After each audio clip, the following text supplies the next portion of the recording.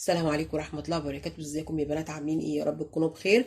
النهارده ان شاء الله هعمل معاكم عرق اللحمه الاقتصادي او عرق اللحمه الكذاب، واوعي تنسي ان الكذب حرام. هعمله معاكم باقل التكاليف وبكميه وفيره وباسهل طريقه، وان شاء الله هيعجبكم. وعرق اللحمة الباردة بيتعمل من اغلى اللحوم وهي التريبيانكو، والتريبيانكو اغلى قطعة في اللحمة. النهارده ان شاء الله هعمله معاكم اقتصادي وطعمه حلو جدا وهينفعك في العزومات، وان شاء الله طريقته تعجبكم. تعالي معايا نشوف المقادير والطريقه، بس ما تنسيش اللايك والاشتراك في القناه. يلا بينا. معايا نص كيلو من اللحمة المفرومة، نص كوباية من البقسماط، والتوابل معلقة كبيرة من الثوم البودرة، ومعلقة كبيرة من البصل البودرة، ومعلقة كبيرة من بهارات اللحمة، ومعلقة صغيرة مليانة من البيكنج باودر، ومعلقة صغيرة مليانة من الملح، ومعلقة صغيرة من الفلفل الأسود، ومعايا كمان فصين توم كبار مفرومين وتبلتهم بملح وفلفل وبهارات لحمة. وهبدأ بسم الله الرحمن الرحيم.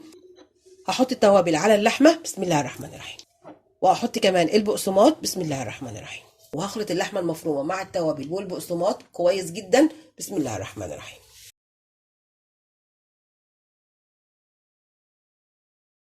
هخلط فيهم لمدة 10 دقايق لغاية لما اللحمة تكون معايا ناعمة عشان تديكي نفس النتيجة بتاعت عرق اللحمة التربيانكو بسم الله الرحمن الرحيم.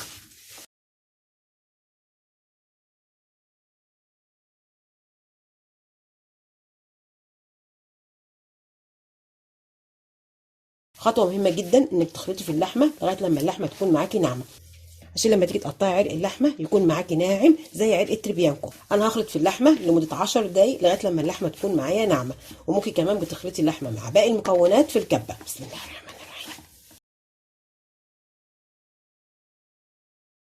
خلطت اللحمة مع باقي المكونات كويس جدا لمدة 10 دقايق لغاية لما اللحمة بقت معايا ناعمة. كل ما بتخلطي في اللحمة كل ما تديكي نتيجة أفضل. هحط اللحمة على كيس تلاجة فتحته، وحاطط كمان على كيس التلاجة مسحة من الزيت علشان أعرف أشكل اللحمة. بسم الله الرحمن الرحيم. هنزل باللحمة على كيس التلاجة بسم الله الرحمن الرحيم، وهحط على اللحمة كيس تلاجة ودهنته بالزيت بسم الله الرحمن الرحيم، وهفرد اللحمة مستطيل بسم الله الرحمن الرحيم.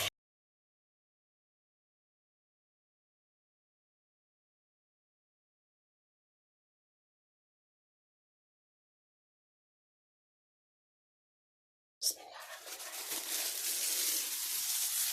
فردت اللحمة وخليت اللحمة كلها سوا واحد. هحط على اللحمة التوم اللي بهرته بالملح والفلفل وبهارات اللحمة علشان يدينا نفس طعم عرق اللحمة التريبيانكو. في عرق اللحمة التريبيانكو بنفتحه بالسكينة ونحط فيه فصوص من التوم. هفرد التوم المبهر على اللحمة بسم الله الرحمن الرحيم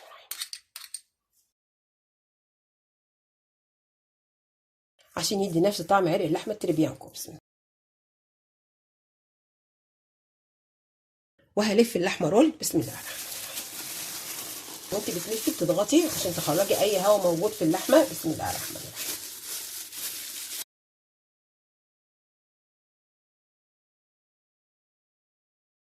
بتضغطي على عرق اللحمة عشان تخرجي اي هواء موجود، وهقفل من الجناب كويس بسم الله الرحمن الرحيم.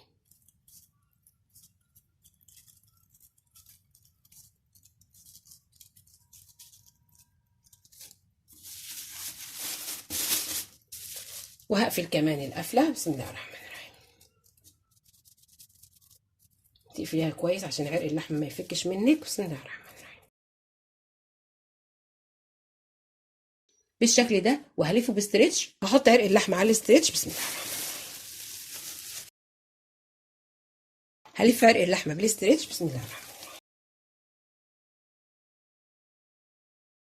وهربط من الجناب بسم الله الرحمن الرحيم،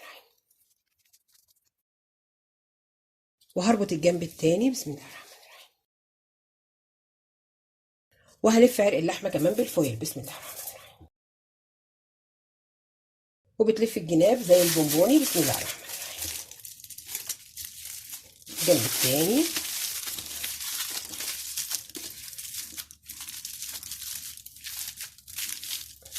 بالشكل ده. وهحطه في صينية. هحطه في صينية بسم الله الرحمن الرحيم، وهحط مية سخنة بسم الله الرحمن الرحيم،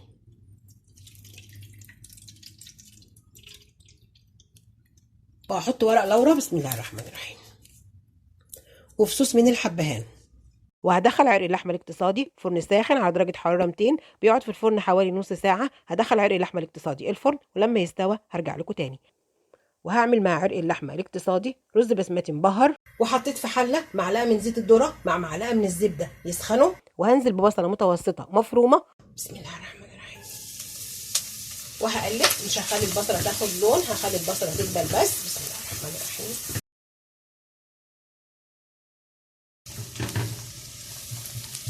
وبعد ما البصله دبلت، بسم الله الرحمن الرحيم، وهقلب، هخلي التوابل حته تطلع مع البصله، خلي التوابل تاخد تقليبه مع البصله، ريحه التوابل تطلع.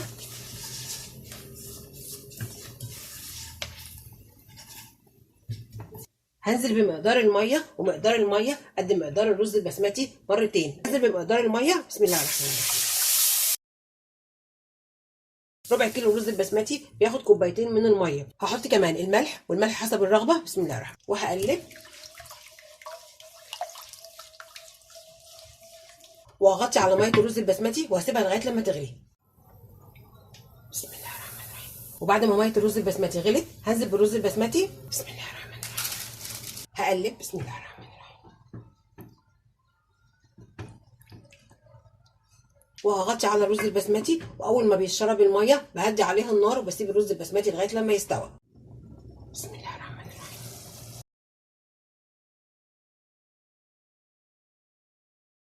وبعد ما الرز البسمتي اشرب الميه ههدي عليها النار واسيب الرز البسمتي لغايه لما يستوى. وبعد ما عرق اللحمه البارده استوى، هحمره في معلقتين من السمنه او معلقتين من الزبده.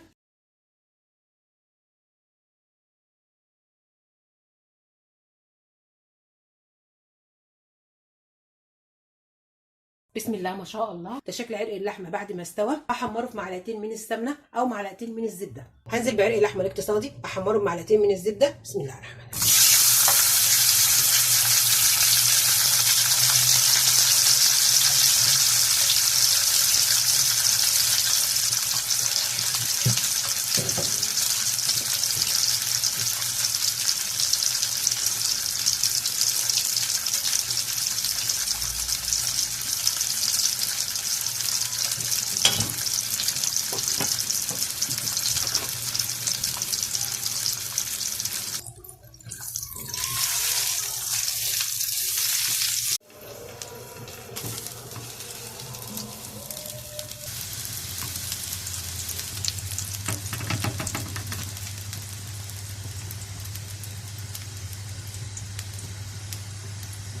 شوف شكله حلو ازاي. ويفضل انك تقطعي عرق اللحمه الاقتصادي وهو بارد. وبسكينه حاميه هقطع عرق اللحمه الاقتصادي.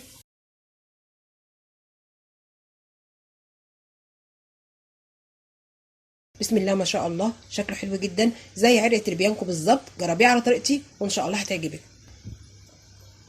وبسم الله ما شاء الله، الكميه دي كلها طلعت من نص كيلو لحمه مفرومه. جربي عرق اللحمه الاقتصادي على طريقتي وان شاء الله هتعجبك. وده الشكل النهائي لاكله النهارده. اكله حلوه جدا واقتصاديه وخفيفه. هو عرق اللحمه الاقتصادي او عرق اللحمه الكداب. واوعي تنسي ان الكدب حرام. بنص كيلو لحمه مفرومه عملتي كميه وفيره من عرق اللحمه الاقتصادي، هينفعك في عزومات رمضان او المناسبات السعيده. وكمان لو فاض منه هتعملي منه سندوتشات للعشاء. جربي عرق اللحمه الاقتصادي على طريقتي وان شاء الله هتعجبك. بجد تحفه جدا، حاجه هتشرفك قدام اولادك وكمان هتشرفك في العزومات. جربيه على طريقتي وان شاء الله هتعجبك. وعملت كمان رز بسمتي وبطاطس محمره وكاتشب. ممكن كمان بتعملي مكرونه بالصلصه. يا رب تكون حلقتي النهارده عجبتكم، وما تنسوش تعملوا لايك وشير للفيديو واشتراك للقناه وتفعيل زر الجرس عشان يوصلك مني كل جديد. السلام عليكم ورحمه الله وبركاته.